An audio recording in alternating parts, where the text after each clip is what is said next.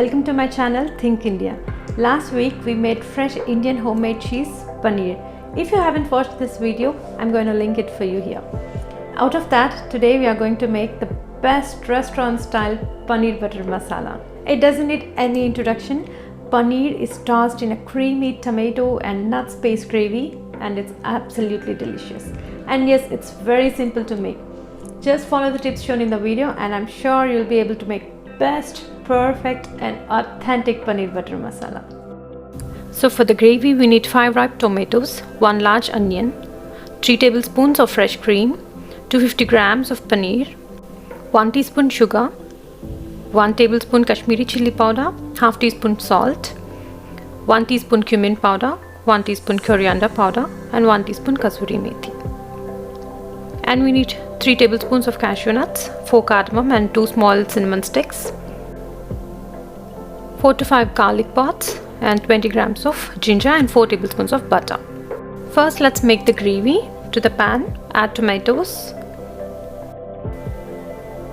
cashews, cardamom and cinnamon, garlic and ginger and onion. Add water and bring it to a boil. And after 5 minutes, turn off the stove and let it cool down completely and grind to a smooth and fine puree and keep it aside. Now let's fry the paneer pieces so that they get a nice texture. For that, add 1 tablespoon of oil and 1 teaspoon of butter and add the paneer cubes to it and just shallow fry till light golden brown color. Once you see a light golden brown color, just remove it from the pan and keep it aside. Now let's cook the gravy. For that, add 3 tablespoons of butter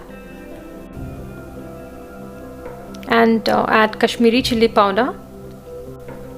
Just make sure the chili powder doesn't burn out. Kashmiri chili powder is not spicy and gives a nice flavor and color to the dish. Now strain the masala puree through a sieve to avoid any chunky pieces of tomatoes and spices in the gravy.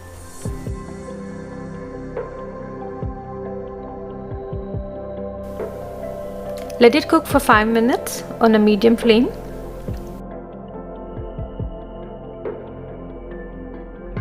And it's time to add the dry spices and sugar to the puree.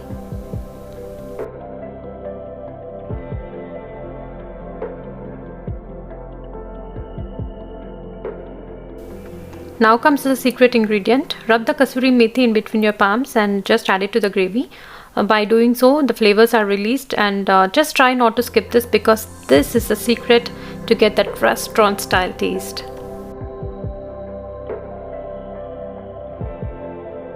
After simmering for a couple of minutes, just remove the scum which is formed so that you end up getting a creamy consistency to the gravy. And now check the consistency. If required, you can add some water. Add the cream and paneer cubes.